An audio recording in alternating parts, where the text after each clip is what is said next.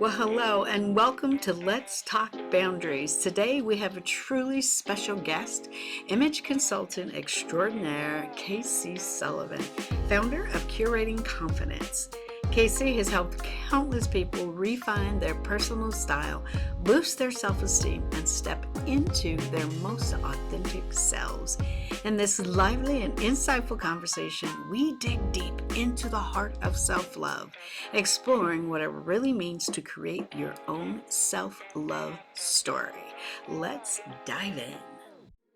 Well, hello, this is Pamela Byrd, your boundaries coach, and let's talk boundaries, shall we? I can't wait for you to meet my guest today. My guest is Miss KC Sullivan. She is the owner of Curating Confidence. KC is an image consultant and confidence strategist. When I first met KC, she walked into the room and all eyes turned around. If you haven't heard that song, the men all paused when she walked in the room. Now, I can't sing, but I had to say that because when I saw her walk in the room, I did a double take. Not only is she statuesque, she's tall, she's beautiful, but her presence based on her outfit was phenomenal. It just really made you want to take a look and talk to her. And I did. I talked to her and I went and I told her how beautiful she looked and I loved the outfit she had on. Isn't it interesting that she's an image consultant? So I want you to meet her because we're going to talk about some things today, because not only is she an image consultant and a confidence strategist, but she is helping you to really build yourself and to increase your level of self-love unapologetically. So today, our topic is how to write your own self-love story unapologetically. So ladies and gentlemen, I'd like to introduce you to, and this is going to be fun today. This is going to be so much fun. This is KC. KC, tell them a little bit about yourself. Hey, thank you first and foremost for having me. You always have the kindest things to say, and I think one of the things that I recognize so authentically is you see something, you say something from a different perspective. You see something positive and you go and tell that person. You uplift and you bring joy and light into that space, and I think that is such a unique thing that we need more of in our world every day. So thank you. Thank you.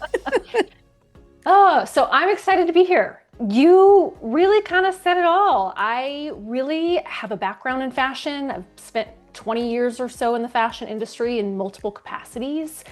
And what I learned in that time was that I love fashion. It's fun, it's exciting, it's expressive, but most people dread it because they don't first like their bodies. And that exacerbates how they feel about themselves. Because we've all been told that we need to look a certain way, be a certain size, be a certain shape, have certain qualities and characteristics. And if you don't, you all of a sudden feel like you're not enough, or maybe you're too much. And your clothes, when you go to put them on each day, becomes the exclamation point at the end of that icky feeling. And I'm like, but clothes get to be cool and fun. And I want to help teach you how to feel differently about yourself first, so then you get to enjoy clothes next. Yeah, I love it. And let me tell you something, because I'm right there, Casey. I'm right there because I've gained 20 pounds in the last 2 years. And my husband and I went out shopping the other day and I bought a couple dresses.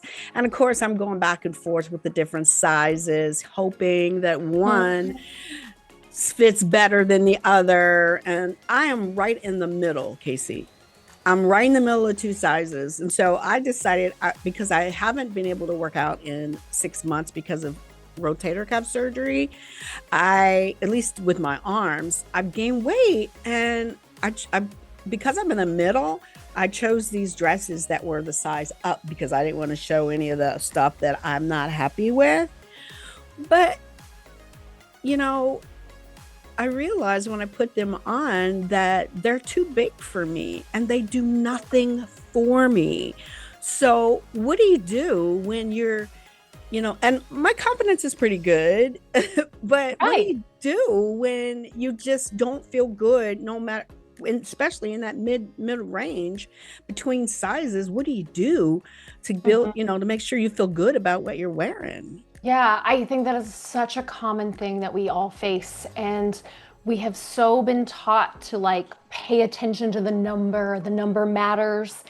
And it's easy for me to say right now, and people are going to hear this and be like, yeah, absolutely. But when you get into the dressing room and you're having that moment with yourself and your image, and you're like, oh, how did I get here? How did I let myself gain weight? Or whatever that inner dialogue is, it's going to be hard to remember these words. So I'm going to say them anyways, just as a quick reminder, and then we're going to talk about how you start implementing that daily. But first and foremost, you need to understand that numbers on clothes are completely arbitrary. Every brand is different. Yep. Every brand, even within the brand, you could buy 2 different size 10s and they're going to be slightly different. Yeah. There's no fixed scale for sizing. We operate our clothing out of what we call vanity metrics. And so brands know that. And when they started realizing that, it's just they're adapting for things to make you feel a certain way. First and foremost, keep that in the back of your mind. It's arbitrary. These numbers mean nothing. And even if they did, nobody has to know that number but you. And if it bothers you, cut the tag out. There you go. Cut the tag out. The second thing to know is anytime you put on clothes and they do not fit you like you want them to, you need to recognize that your body is not the problem. Those are the wrong clothes for you. Thank you for that. You are never the problem. That doesn't mean that you can't have a desire to lose weight, to tone up, to do any of those things. But in the meantime, while you're on that journey, you still need to love yourself. You still need to be able to feel good in your own skin while still having other goals. One of the things that really I like to focus on is how do we build those intentional actions every day so in the moments, you can catch yourself in those downward spirals because they happen and there's no quick fix. And it's really about awareness and a mindfulness of what are your triggers? What is making you feel a certain way? And then how can we rewrite that script and rewire those neural pathways in your brain to feel certain things that are differently? And that takes time. Let me give you an example. And I think a lot of women, give me a comment if this is you, have gone home to their parents and their mom has said, oh, you've gained weight. I know the last time I went home, my mother hugged me. She grabbed my arm and she said, you gained weight. I said, yeah, I have. And she said, yeah, I can feel it in your arm. So how do we handle that? I mean, where does our confidence or being able to handle something like that, where does that come from? When she said it to me, I was like, yeah, you're right. And then I felt my arm. I was like, oh, I didn't even realize you could feel it like that, But, I know. But, I mean, I'm a work in progress. But what do you do when you go home or your family kind of reminds you of things that you already know, you just didn't want to be reminded about? Right. Well, and that's really actually very common. So I'm glad you bring it up. And there is no one size fits all answer for this. Not, I with working with clients individually, a lot of times I'm like, okay, we need to limit our triggers. And here we come up with tools and strategies to do that within the context of their life, right? However, as a blanket statement, we're not just always going to cut people that say things that trigger us out of our lives, right? You're not going to go cut your mother out, and nor should you. Right. So it is being able to have a self-awareness and a groundedness in self ahead of time that you're working on, that you're like, okay, yes, but I know that I am worthy and confident regardless of my size. Absolutely. So in that moment, you can say, I appreciate you noticing me and saying something with love. Yeah, exactly. Thank you for noticing. Yes. Thank you for noticing me. I was like, but because you can't control what other people say or think, it is developing that self-love first. Yeah. And knowing that we have to focus and target our energy on that because we can't control the externals, whether they're coming from somebody else or even within the life transitions in our own bodies and life experiences that we do gain weight. I'm perimenopausal and my body shape has shifted. Oh, yeah. It doesn't matter how much exercise I do or what my diet is. It's just your body shifts. You don't always get a say in that. So how do I know I can control the story of my self-love and the story of my self-confidence without that being the only focus I have? And then second of all, if there are people in your life that are triggering, and this is kind of your expertise, where and how is a good place to set healthy boundaries? Maybe you say, Right. hey, I appreciate your awareness of me. Also, this is a sensitive topic. Let's not talk about this anymore. Can we just not Oh, bring? that is so good, Casey. That is so good for people to say that instead of just internalizing it. Because then what happens when you internalize it, you create this whole dramatic story and you end up Mhm. feeling depressed. You end up feeling down. You end up feeling like you're isolated. And, Right. especially when you're at an event with family or wherever you are, you don't want to feel Yes. isolated. So self-love is so key. Tell me a little bit about how you work with your clients or partner with them or collaborate them to help them to identify where they are as it relates to their level of self-love. Right. So everything I do kind of runs in a three-part system. We're going to break the cycle down, we're going to repair the cycle, and then we're going to curate something next. Mm, So everything I do kind of starts with assessments. I want to see where your baseline is at. Where are you struggling the most and why? Sometimes it's digging as far back into some of these childhood stories mm, that struck you on the playground. I had a little girl tell me I wasn't pretty enough. She didn't want to be my friend because the other girls were mm, prettier. Or I had a client where she was making hair choices in her 50s because a little kid on the playground told her she had a boy head. So these things that you don't recognize affect you. Like, where can we dig in? So finding that baseline, figuring out where your points of struggle are the most, and starting there. That's what we do. And then it's moving into how do I help you rewrite those stories to mm, serve you in today's life? mm, And then how do we curate a wardrobe that sets you up for success based on your goals, your lifestyle, your budget, all the things that are relevant to you today as we get rid of the excess baggage, the unclaimed baggage we don't want to deal with. mhm. We step into who we really want to be and show up as, and using clothes not as a way to hide or to cover up or to mask ourselves, but a way to show up and express yourself confidently and project yourself forward. Because I don't know anybody living in a nudist colony, and so we have to get dressed every day. No, no. Yeah, that would be interesting. But it's interesting because as you were talking, I noticed my shoulders coming up because I felt more confident just listening to you.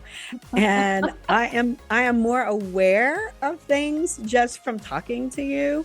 So I wanted to talk a little bit about what I noticed about your programs. You Mhm. have three different programs, and I want you to kind of talk about each one: the confidence and cocktails, the one-on-one curated transformation, and curation for business and brands. Tell me a little bit about those. Confidence in Cocktails is like your weekly happy hour with your best gal pal. Like, it's a community. It's there for a safe space to talk about these struggles that we're having about our bodies, about our changing bodies, about whatever might be going on. Maybe it's a fashion question, maybe it's a body image question, maybe it's a combination of. It's a community. It's a community to have those conversations. One-on-one stuff is, as I mentioned, really targeted on that three-part system, regardless of like what level of engagement is the right fit for you. Right. So it's really making sure that we are focusing and honing in on your unique story, your unique needs, and setting you up for what your goals are moving forward. And then from a company or organizational standpoint, it's a teaching. It's really how I teach. I share workshops and come in and talk. Sometimes it's been to, halfway house programs where I've come in and talked about self-confidence and dressing for a job interview as they're getting back Oh, out into the good. world, or Hmm. domestic violence center shelters. These women have been through the worst of the worst and their confidence is kind of worn down. So how can I help start teaching them the tools to rebuild that from an organic, authentic internal place as they're navigating life? And then even from a company or brand perspective, how can I set their associates up to represent their brand well, while also really owning their authentic power and energy and whatever that looks like. So it's really from a teaching standpoint. Okay, good. And one of the things I just realized from what you were talking about in helping people with self love is that your weight shouldn't determine your level of self love. Right. I will say, and I've done a talk on this called "Don't Wait on Your Weight." I will say that was my journey. I went from the modeling industry into the fashion industry, into a health crisis. I put on 100 pounds in 9 months. And because I had validated my worth through my body image, through my body itself, when that happened, without even aware of it, like I wasn't cognizant of this happening, just on a subconscious level, my self-worth plummeted. I was like, oh my gosh, I'm just this, fat girl that's lost control of her life and I don't deserve any of this. And I started to pull away from my relationship. I pulled away from friendships. I started second guessing my work. I stopped applying for new opportunities at work, which is really a level of self-sabotage that I couldn't see then. But on some nuance of a level, maybe your story isn't as extreme as mine. How many times have you heard your friend say, oh, I'll take the photo, I don't want to be in it? Or they hold back from speaking up at work because they just don't really want to be visible. Somehow it plays that story, that narrative that's playing on repeat in the back of their mind is limiting them from their next level of greatness that they're fully worthy and capable of. They're just too afraid to step into it because that requires visibility. And 97% of American women between ages of 24 and 80 in recent studies have said they dislike at least one thing about their body.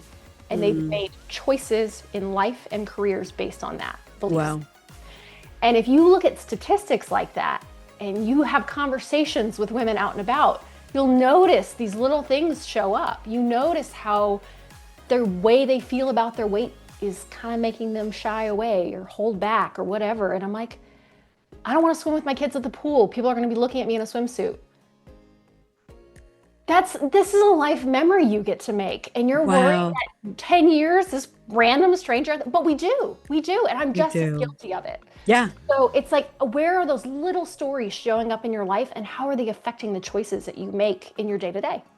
Yeah, and they do. I just want to get into this. I want to get into this with our image about ourselves. There are a lot of women that it's two things. Either they're married, they've been married for a while, or really it's two different stories. I'm talking about them and I'm talking about women that are single as they get older.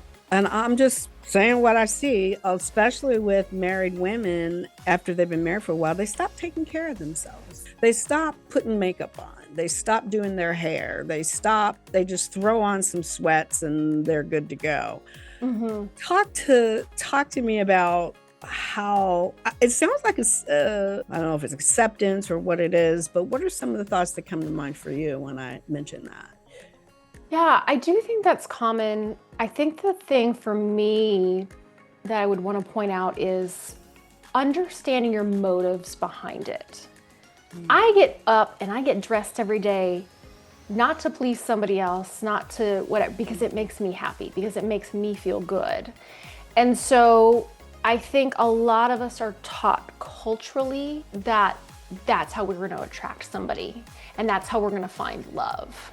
And that's how we're going to, whatever your story might be around that. There's so many studies that are coming out and saying by the age of 3, children can identify that being thin is part of beauty and success, because that's the narrative that they're seeing in TV and social media and like all these things. So if you think about where these like unconscious stories live in our brain, the stories that our mom told us when they hand you the Slim Fast in 6th grade and say, hey, you're getting a little pudgy, you don't want to get too fat, the boys won't like you.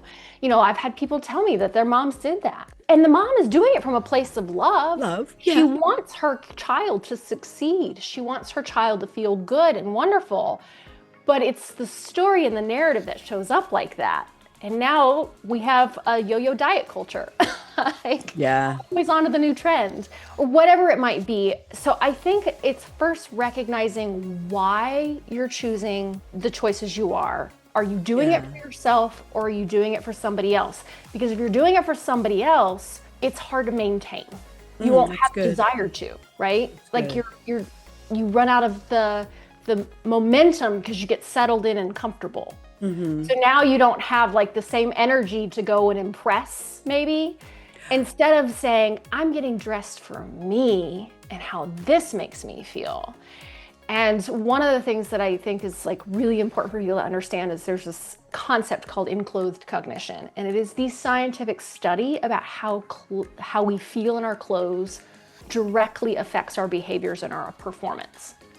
And so if you get up and you're like, oh, I feel lazy today, I'm just gonna stay in my PJ pants and throw on a different sweater, you're probably gonna maintain that low energy, bummy feeling all day. You have set yourself up for that unknowingly. That's good.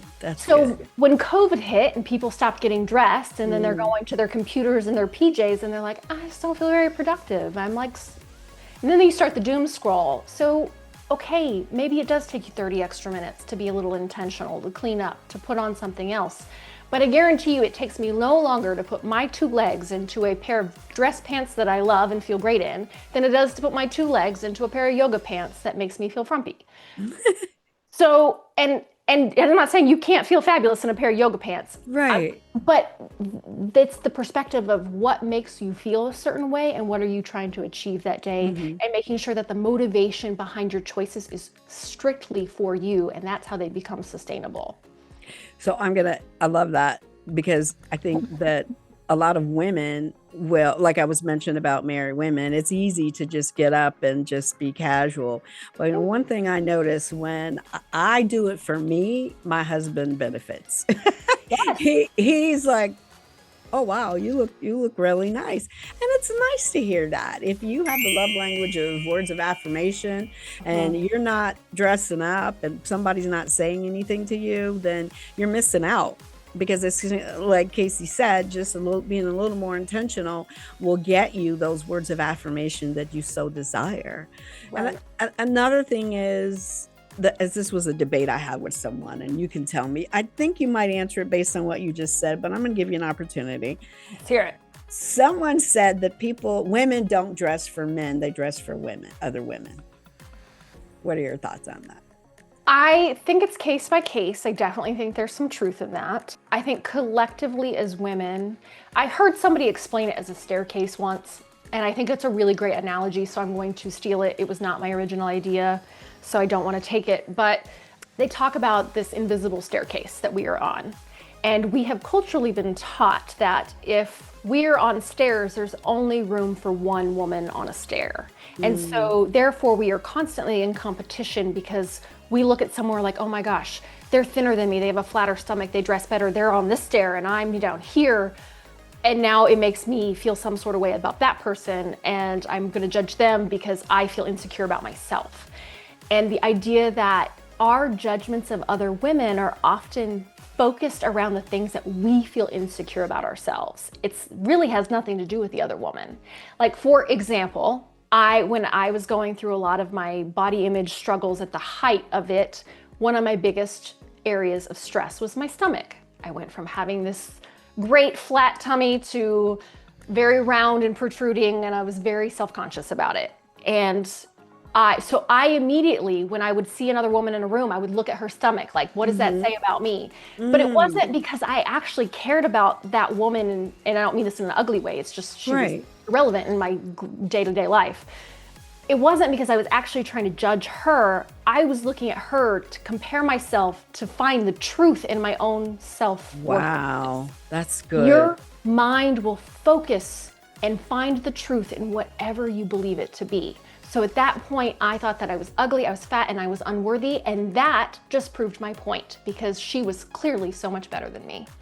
Wow. And so if you can start changing those thoughts to what can I focus on that's a positive, you know, what, I don't want to say body positivity, I know it gets a bad rap and it has things, but let's say body neutral, let's say beauty positive. We want to be beauty, what makes you feel beautiful?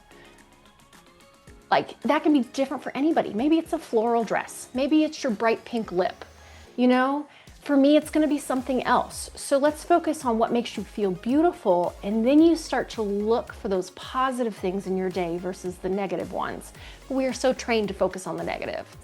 Oh, aren't we? We've got people that we give a compliment to, and they say, "Oh, yeah, but that's just this." Don't bring it down. One of Yes. my business mentors used to tell me whenever I give her a compliment, she'd say, "I received that. Thank you." If we can build our confidence to the level where we can say, "I received that," and even if we don't feel confident about it, instead of saying, "Oh, this," say, "Well, I received that." Then Yes. you'll start to get that mindset that, you know what, I'm building my confidence, and your shoulders will go back even more. Right. And it's so true. We are so like, and I've been so guilty of this. I was like the queen of self-deprecating humor because Yeah. of how I dealt with the uncomfortableness in my own skin. And I was like, this is not helpful to anybody. Like, Mm-mm. so being able to be like, you hear a compliment, quit deflecting it. Just say Right. thank you. I received that. Even if you don't agree. Right. For every, and you probably know this, but for every negative thing you hear, it takes a minimum of 5 positives to replace it. You know how many Mm-hmm. negative comments you tell yourself in a day? How many Mm, positive ones are you telling yourself? that's good. So it's really just being intentional and mindful about the stuff that you are talking about yourself. Like Yeah. you are the longest relationship you will ever have is with yourself. With yourself. And we are often the most mean to ourselves.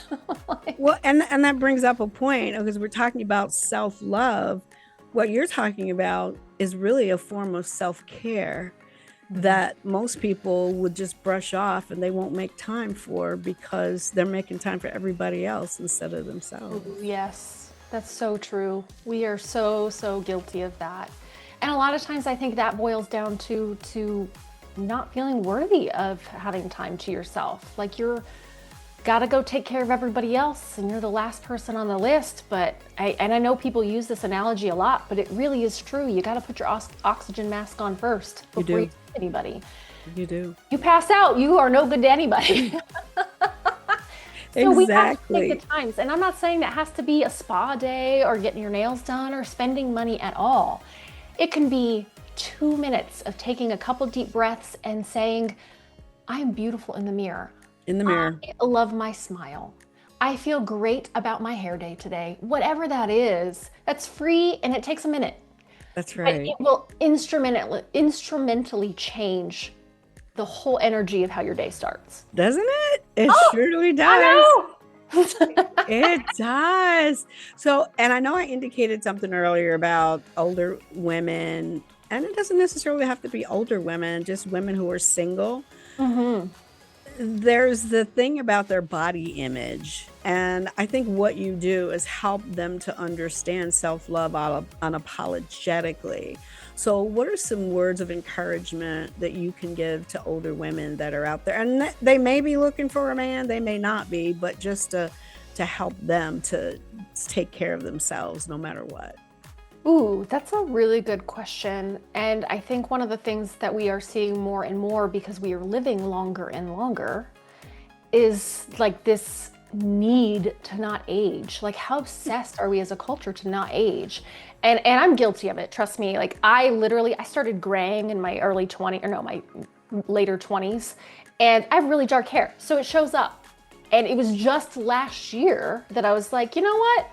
I'm gonna let this gray kind of come out. I'm gonna do its thing. But it took me a while to get into that mindset because I was immediately like, people are gonna think I'm old. People are gonna think all these things.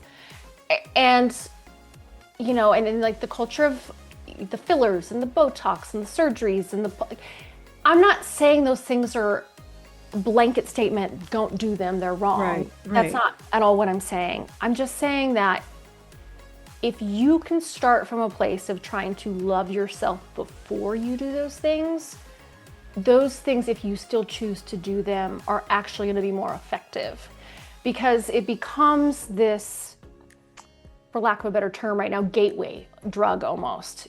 If you are Mm, not in a place of self-love, I'm good with myself foundationally first, and you start to like, oh, I just need to lose that 10 pounds and I'll be happy. Okay, maybe you do. Maybe you lose that 10 pounds and you're happy for a couple weeks and you're like, well, yeah. now I have all this skin to tone. And it becomes this like Cycle. cycle. Yeah. Now I've got to change something else. Even Yeah. and then What does it say about you if you don't achieve the goal? Now you're going down the shame spiral for a different reason. Oh, I'm not good enough. I'm never going to lose the weight. Like, and being able to just say, if I love myself first, I want to take care of my body. Now I'm showing up to move my body, to exercise, to make food choices out of a place of I care about myself and I care about how I'm taking care of myself. And the rest of that will just fall into place. But you can never stay up with the trends. You will never be able to do all the things that will make you actually feel good if you don't just feel good first. And I say this a lot, you will never shame yourself into a version that you love. Oh. So people that are like trying to kick themselves into high gear, and I was the worst of this. I was like trying to fat shame myself into exercise. I put like an old photo of myself on the fridge to try to not eat. I'd be like, oh, but look what I used to look like. You don't need that food. Food is fuel, and we need it. Yeah. So if you're shaming yourself to try to create these other things in your life, you're not going to get very far. And that's when you lose, you'll lose the discipline and the willpower to keep going, because you're not doing it from a place of like, I want to take care of myself. Right. So, and I know you and I talked about it earlier, internal versus external, because the external is what they're judging themselves on. It's the internal that needs to be developed, and that's what you help them to do. Talk a little bit about that, the difference between the two. Right. It is so normal for us to focus on externals of anything. What's my job title? What's the first thing when you go into a room of strangers? Oh, what do you do for a living? Like we're immediately talking about all these external things. So it is so normal for us to focus on all these external variables. What do we look like? How old do we look? What are we driving? What are we wearing? That's great. That's fine. That's wonderful. Whatever. But if that's your baseline for stuff, it's what creates the comparison, the depression. Like you look about, for example, when you think about this, in the 1980s, we averaged as American women 12 new items purchased in a year for our wardrobe. Okay. Current today, we're averaging 200. There is like a 500% increase in our consumption of beauty products, of age products, of all these things. Are we 500% happier as a culture? If we are, you know what I mean? So it just goes to show you the external is actually not where the joy and the happiness is coming from. It's what we're taught to believe is going to make us feel that way because somebody's making money on the back end. But you will never achieve the level of joy that you achieve when you get right with yourself here. And the rest of it's just like, I enjoy this, it's fun. I'm gonna go, I have a little extra money this month and I wanna go shopping. Cool, Right. whatever Right. that looks like for you. But I think it's just the proof that we're always looking for the external, but contentment, true contentment, is actually an internal thing. It's not external at all. 10% comes from our external variables. That means over 40% comes from the mentality of it, how you think and feel about stuff. You're controlling 40% of your emotions or your joy and your happiness, your contentment in life from an internal perspective. Yep. And that's why when you go to other countries, I've had the opportunity to go to a couple third world countries and do some work with some communities there.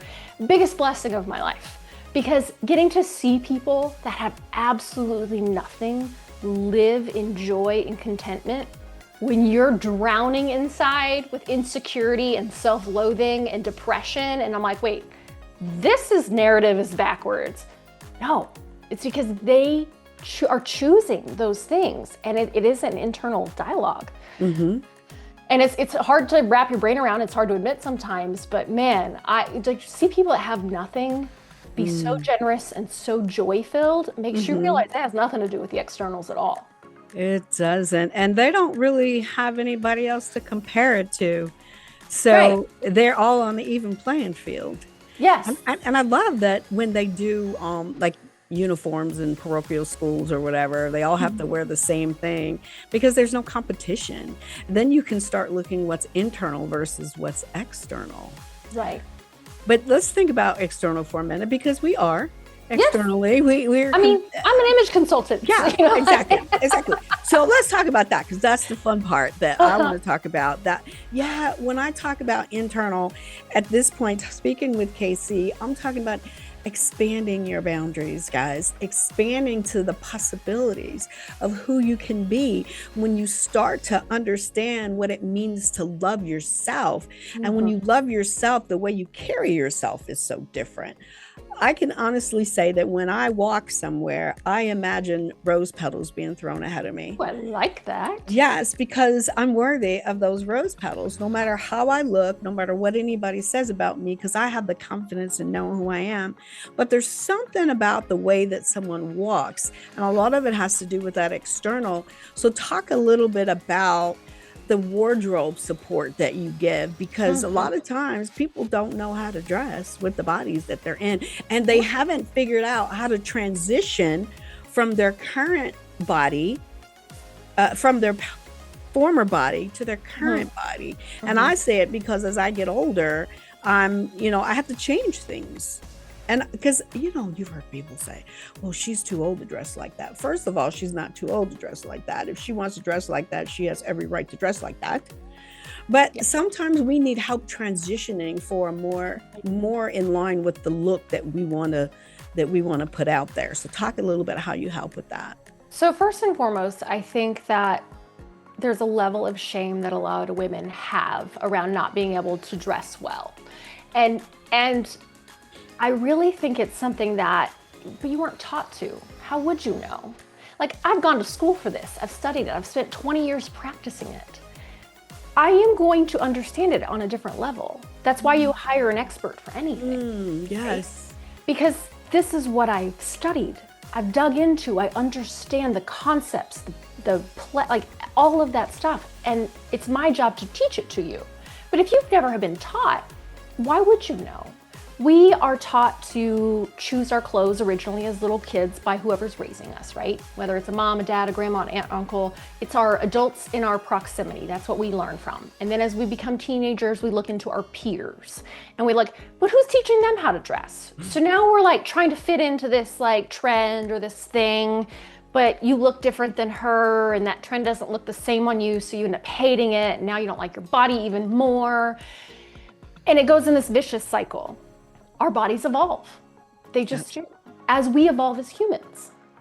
Nobody wants to stay stuck in the same place. So really what style needs to become is an expression of your current self. That's good. And when you can understand, nobody's taught you to stop and say, what am I trying to say with my style?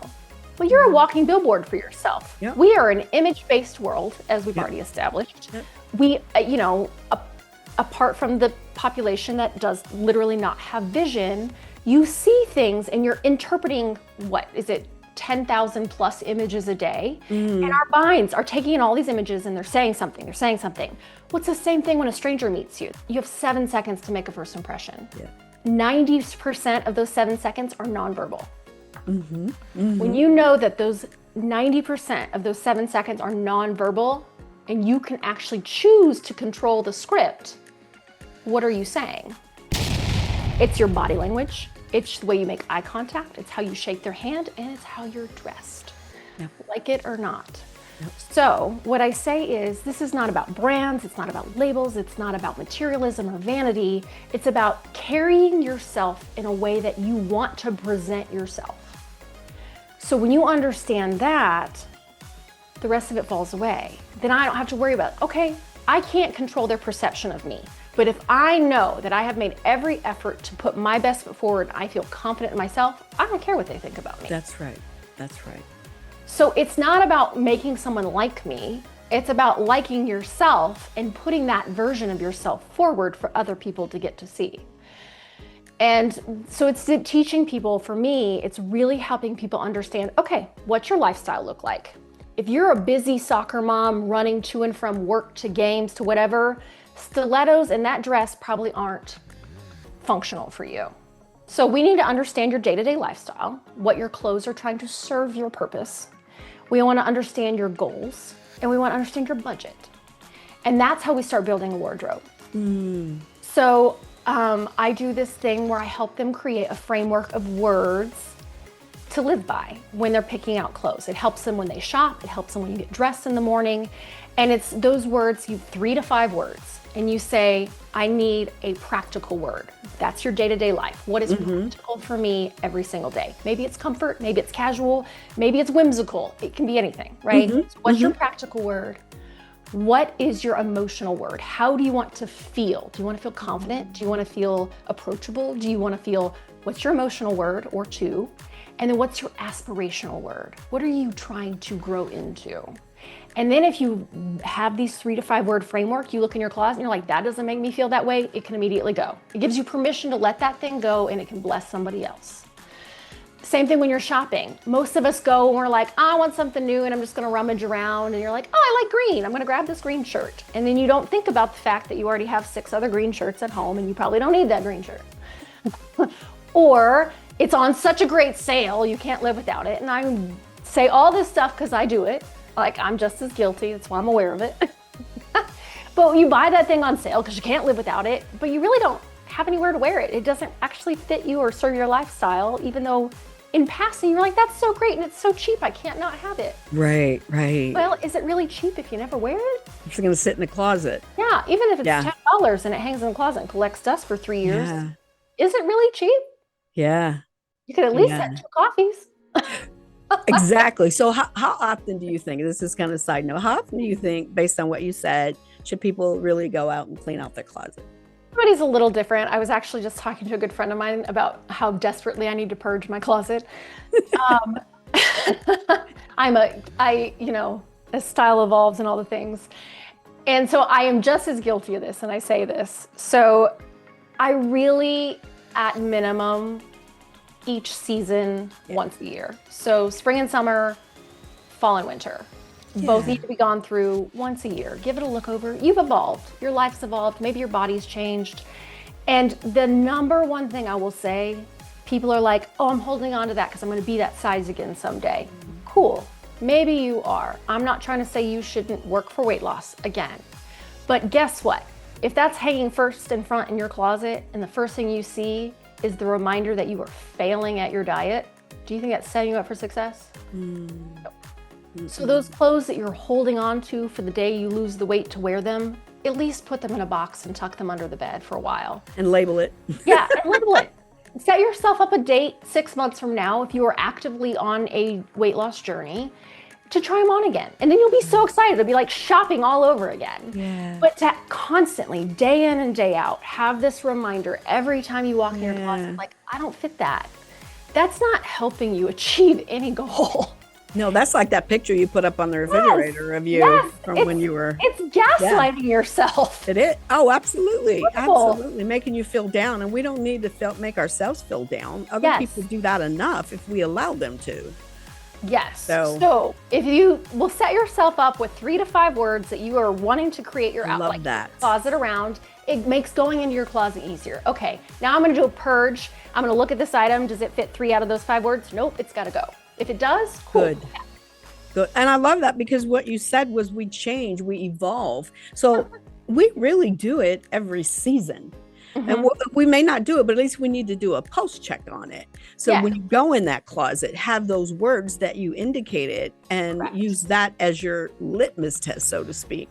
Exactly. On whether or not you should keep it or, you know. And if you're budget conscious, if shopping is something that feels like a stretch, whether you just don't prioritize spending money on clothes or you have a tighter budget, if you will do this before the sale season hits, so if you will do your spring and summer clothes kind of midsummer and purge, that way when all the sales hit in the fall, you know what to get and you're ready for the next season. So you can kind of be proactive in a way that actually like saves you money. Yeah. If you do it intentionally. Well, yeah, because going to sales right then, getting that is reactionary. Correct. Yes. It's not intentional. Yeah. One other point I would like to make on that question. So many people, like if you go on Pinterest and you Google like, I am a rectangular body shape, or I'm an apple body shape, or whatever fruit you've decided you are, and you type that into Pinterest, they'll give you the do's and don'ts of your list. Like, you're this body type, do wear this, don't wear this, do wear this, don't. So that's really common for people to do, and they get really discouraged and frustrated, and they're like, oh, or they get so pigeonholed in this idea. They're like, well, I can't wear that. My list says I can't wear that. And I was like, but do you like it? Have you even asked yourself if you like it? Those lists are very helpful. And here's where working with a professional can help. And I'm not saying it has to be me, but here's how engaging somebody with my expertise can help. Is, again, we are trained to understand how clothes work on bodies.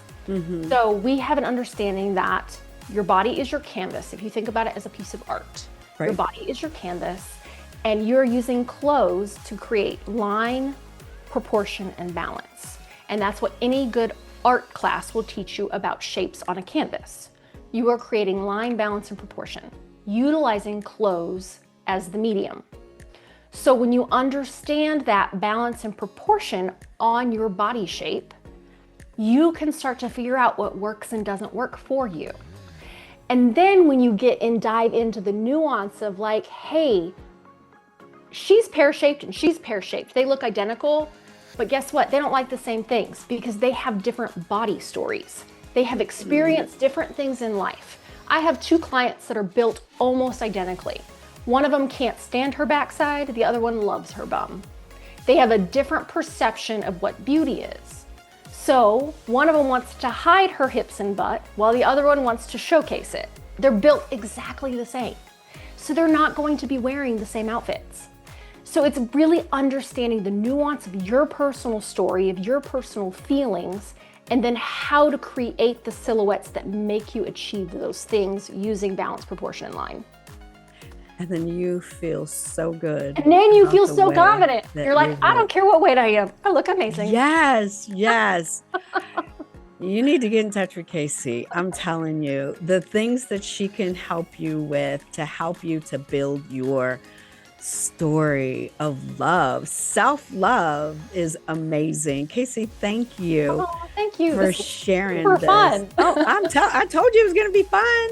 Because I learned so much, and I think everyone that's listening is learning so much. And I do believe that everyone is listening has probably got their shoulders pulled back with more confidence because of the hope and the possibilities they have. But understand that a lot of times it's difficult to guess whether something works or whether it doesn't. And you don't want to wait till after you purchased it, even if it was only $10. You want to get a professional that's going to help you. And you can see KC is not only a professional, she's lived this, she's trained this, she was runway model, she went through the downside, but you know what? She's able to help you to do the things that you want to do to get to where you want to get and to build that confidence. Oh, yes. God, you just got to do it. So, Casey, do you have any last words that you want to share with our audience today? Well, again, just a huge thank you to you for asking great questions, for allowing me to share this space with you today. But I just really want to remind every woman to stop waiting on whatever that thing is that's holding them back. Stop waiting on your weight, stop waiting on your size, stop waiting on whatever that thing is. Just dive in and the rest of it will come together. Seek support if you need it, and just figure out that your worth has nothing to do with the tag size. Amen. I love that. And I think that your confidence and cocktails, if nothing else, go to her website, and I'll have that linked in here. Go to that and just be a part of a group of women that really support one another and help each other and give ideas and get creative for things that you may not have thought about before. It'll definitely be a blessing to you. And to other women, you get a chance to be blessing to other women too, because you'll hear something they're going through and you're like, oh, I've been through that, and you'll be able to help them. What a community. What a community that is. Oh, thank you. Thank you. Thank you, KC Sullivan with Curating Confidence. And make sure that you like, share, and subscribe this podcast, because it wouldn't be a shame if I had a wonderful, amazing guest like KC on. and you missed it. So be sure that you like and subscribe, and make sure you visit KC's website and see the offerings that she has to help you and support you in any way that she can to build your confidence and to build your self-love story. This is Pamela Byrd, your boundaries coach, and let's talk boundaries, shall we?